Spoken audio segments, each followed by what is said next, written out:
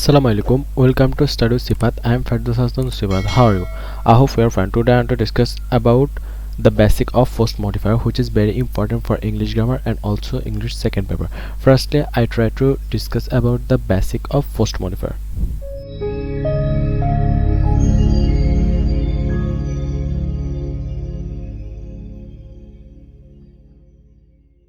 তো চলো first modifier আলোচনা করার আগে প্রথমে আমরা সংজ্ঞাটি জেনে নিই। বলা হচ্ছে যে ফার্স্ট শব্দের অর্থ হচ্ছে পরে, তাই যে মডিফায়ার নাউন বা নাউন ফ্রেজের পরে বসে তাকে মডিফাই করে তাকে ফার্স্ট মডিফায়ার বলে। অর্থাৎ পোস্ট মডিফায়ার সাধারণত নাউন এবং নাউন ফ্রেজের পরে বসে কি তাকে মডিফাই করে, তাকে ফার্স্ট মডিফায়ার বলে। অর্থাৎ অতিরিক্ত তথ্য দেয় ওই নাউন বা নাউন ফ্রেজ সম্পর্কে। তো এই ক্ষেত্রে যেহেতু পরে বলছে তাহলে আমরা পোস্ট মডিফায়ার বলবো তাকে। তারপর দেখি যে different types of post modifier, অর্থাৎ পোস্ট মডিফায়ারের বিভিন্ন ধরন। তো এই ক্ষেত্রে এক নাম্বার দেখি আমরা infinitive phrase as post modifier. Infinitive phrase কিভাবে পোস্ট মডিফায়ার হিসেবে কাজ করে? তো এই ক্ষেত্রে টু প্লাস ভার্বের প্রেজেন্ট ফর্ম বসবে সবসময়। টু প্লাস ভার্বের প্রেজেন্ট ফর্মকে আমরা কি বলবো? ইনফিনিটিভ বলবো সবসময়। তারপর এর পরে অতিরিক্ত শব্দ বসিয়ে ইনফিনিটিভ ফ্রেজ গঠিত হয়। আমরা জানি যে ফ্রেজ সাধারণত একাধিক শব্দ বসিয়ে গঠন করা হয়, অর্থাৎ সেখানে কোনো ফাইনাইট ভার্ব থাকে না, একাধিক শব্দ বসিয়ে সাধারণত ফ্রেজ তৈরি করা হয়। অর্থাৎ একের অধিক শব্দ থাকলে ওই টিকে আমরা সাধারণত ফ্রেজ বলবো। তো এই ক্ষেত্রে সাধারণত টু প্লাস ভার্বের বি ওয়ান যেহেতু ইনফিনিটিভের সাথে অতিরিক্ত একটি ওয়ার্ড বা দুটি ওয়ার্ড বসলে সেটি হবে ইনফিনিটিভ ফ্রেজ। যেমন এক্সাম্পলে দেখি, he made an attempt to escape punishment. বলা হচ্ছে এখানে যে টু প্লাস ভার্বের বি ওয়ান এটি হচ্ছে ইনফিনিটিভ। যখনই টু প্লাস ভার্বের বি ওয়ান অর্থাৎ স্কেপ হচ্ছে একটি ভার্ব, তো তার সাথে পানিশমেন্ট এই ওয়ার্ডটি যুক্ত হয়েছে, তখন কি? তখন এখানে হচ্ছে কি এটি ইনফিনিটিভ ফ্রেজ হয়ে গিয়েছে। আর এই ইনফিনিটিভ ফ্রেজটি মডিফাই করছে কাকে? মডিফাই করছে মূলত এই নাউনটিকে। তাহলে এটি হবে ইনফিনিটিভ ফ্রেজ যেটি অ্যাটেম্প্ট এই নাউনটিকে মডিফাই করেছে এবং পোস্ট মডিফায়ারের কাজ করছে। তারপর দেখি যে present participle phrase as post modifier, অর্থাৎ প্রেজেন্ট পার্টিসিপল কিভাবে পোস্ট মডিফায়ার হিসেবে কাজ করে। তো এই ক্ষেত্রে বলা হচ্ছে যে the boy standing at the door is known to me. এখানে আমরা দেখব যে সাবজেক্টটি কোনটি? সাবজেক্টটি হচ্ছে the boy standing at the door. তো এখানে প্রেজেন্ট পার্টিসিপল ফ্রেজ কোনটি? সেটা হচ্ছে স্ট্যান্ডিং অ্যাট দ্য ডোর। কেন? প্রথমে আমরা দেখি যে আমরা জানি যে ভার্বের বি ওয়ান অর্থাৎ ভার্বের প্রেজেন্ট ফর্মের সাথে যখন আইএনজি যুক্ত হবে সেটি হয় পার্টিসিপল হবে, না হয় জেরান্ড হবে যদি সেটি অ্যাডজেটিভের কাজ করে। তো এখানে এটি অ্যাডজেটিভের কাজ করছে, সেই কারণে আমরা এখানে ভার্ব প্লাস আইএনজি দিয়েছি এবং কি তার সাথে একটা অতিরিক্ত কয়েকটি ওয়ার্ড যুক্ত হয়ে কি এটি প্রেজেন্ট পার্টিসিপল প্রেস হয়েছে। অর্থাৎ এই article plus adjective plus noun এই স্ট্রাকচারে মূলত বসেছে। তারপরে দেখি এখানে বয় এই নাউনটিকে মূলত কি স্ট্যান্ডিং অ্যাট দ্য ডোর এটি মডিফাই করেছে। তারপর দেখি past participle press as post modifier. তো এই ক্ষেত্রে সাধারণত সেমই থাকবে, শুধু এখানে পাবলিশড ইন 1993 এখানে যেহেতু পাবলিশড এটি ভার্বের B3 ফর্ম অর্থাৎ পাস্ট পার্টিসিপল ফর্ম, সুতরাং এটি সাধারণত পাস্ট পার্টিসিপল হবে। পার্টিসিপলও দুটি ধরনের, একটা হচ্ছে প্রেজেন্ট পার্টিসিপল আর একটা হচ্ছে পাস্ট পার্টিসিপল।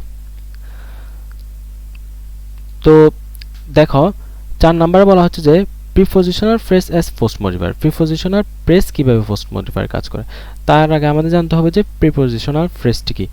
আচ্ছা, প্রিপোজিশনাল ফ্রেজ যখন পোস্ট মডিফায়ার হিসেবে কাজ করে তখন অধিকাংশ ক্ষেত্রে রিলেটিভ ক্লজ বা সাবঅর্ডিনেট অ্যাডজেটিভ ক্লজে রূপান্তরিত করা যায়। অর্থাৎ সেই প্রিপোজিশনাল ফ্রেজটিকে আমরা রিলেটিভ ক্লজ বা সাবঅর্ডিনেট অ্যাডজেটিভ ক্লজে রূপান্তরিত করতে পারবো কিভাবে? দেখো বলা হচ্ছে the road to Khulna is spacious. তো এটি সাধারণত সিম্পল সেন্টেন্স, যেহেতু এখানে এটি কোনো কমপ্লেক্স বা কম্পাউন্ড সেন্টেন্স নয়, যেহেতু এখানে দুটি ফাইনাইট ভার্ব নেই, এখানে একটি ফাইনাইট ভার্ব আছে যেটি হচ্ছে ইজ, আর এটি হচ্ছে ইনফিনিটিভ। ইনফিনিটিভ হয় নন ফাইনাইট ভার্ব। তো টু প্লাস যেহেতু একটি এই যে প্রিপোজিশনাল ফ্রেজ অর্থাৎ প্রথমেই টু একটি প্রিপোজিশন আছে তারপর নাউন, তাহলে এটি প্রিপোজিশনাল ফ্রেজ হবে। যখন খুলনার জায়গায় ভার্ব থাকতো তখন এটি ইনফিনিটিভ হতো। এটি ইনফিনিটিভ না, এটি হচ্ছে প্রিপোজিশনাল ফ্রেজ যেহেতু টু প্লাস নাউন আছে।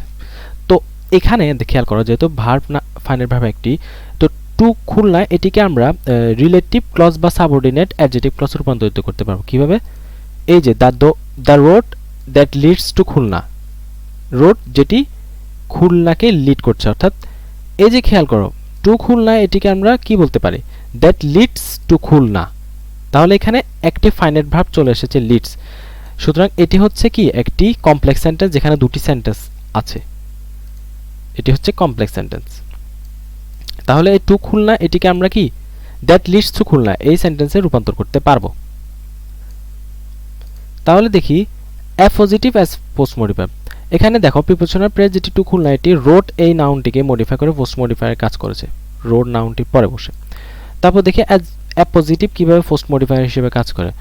যখন দুটি নাউন পাশাপাশি বসে একই পার্সন বা বস্তুকে বোঝায় তখন সেকেন্ড নাউনটি প্রথম নাউনটির অ্যাপোজিটিভ বা কেজ ইন অ্যাপোজিশন।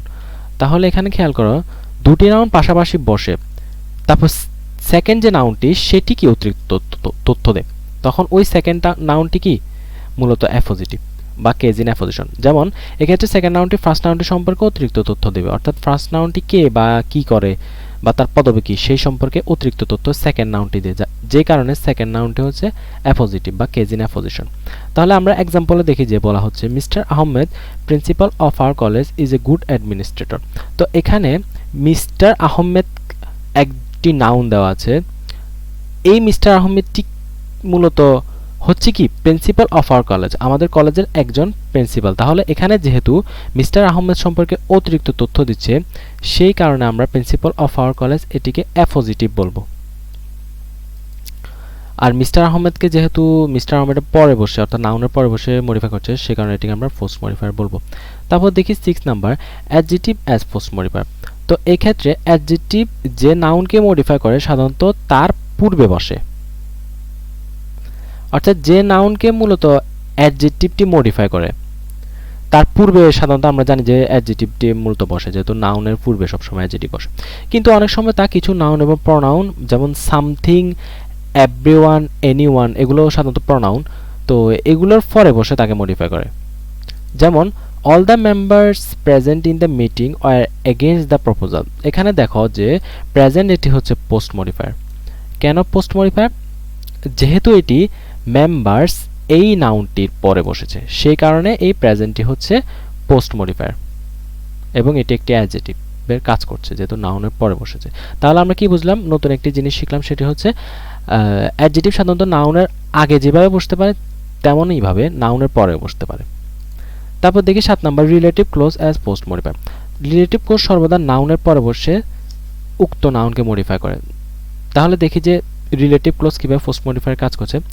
যেমন the boy who lost his pen is poor.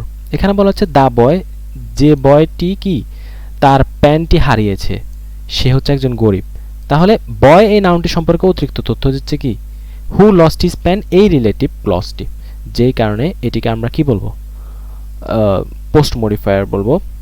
আর এটি হচ্ছে একটি রিলেটিভ ক্লজ যেহেতু এটি হু দিয়ে শুরু হয়েছে WH কোয়েশ্চেন দিয়ে এবং এটি একটি অতিরিক্ত তথ্য দিচ্ছে কোন একটি নাউনের। তারপর দেখি adverb as post modifier. Adverb কিভাবে পোস্ট মডিফায়ারের কাজ করে। তো দেখো অ্যাডভার্ব পোস্ট মডিফায়ারের কাজ করা হচ্ছে, দেখো the questions below are to be answered. এখানে খেয়াল করো ভিলো যে নাউনটি ভিলো যে অ্যাডভার্বটি দেওয়া আছে এই অ্যাডভার্বটি মূলত এই যে কোয়েশ্চেন এই নাউনটির পরে বসে মডিফাই করছে। যেমন উপরের সেন্টেন্সটিতে ভিলো এই অ্যাডভার্বটি কোয়েশ্চেন এই নাউনটির পরে বসে তাকে মডিফাই করছে, তাই ভিলো অ্যাডভার্বটি কোয়েশ্চেন নাউনটির পোস্ট মডিফায়ার, যেটা আমি প্রথমে বলেছি তোমাদের। তো আজকের আলোচনা এতটুকুই, আশা করি তোমরা সবাই বুঝতে পেরেছো এই ভিডিওটি। তো যদি তোমাদের ভালো লেগে থাকে এবং তোমরা উপকৃত হয়ে থাকো তাহলে অবশ্যই এই ভিডিওটি তোমাদের বন্ধুদের মাঝে শেয়ার করবে। আর study with Sifat Facebook page follow করবে এবং স্টাডি উইথ সিফাত ইউটিউব চ্যানেলটি সাবস্ক্রাইব করবে। আসসালামু আলাইকুম।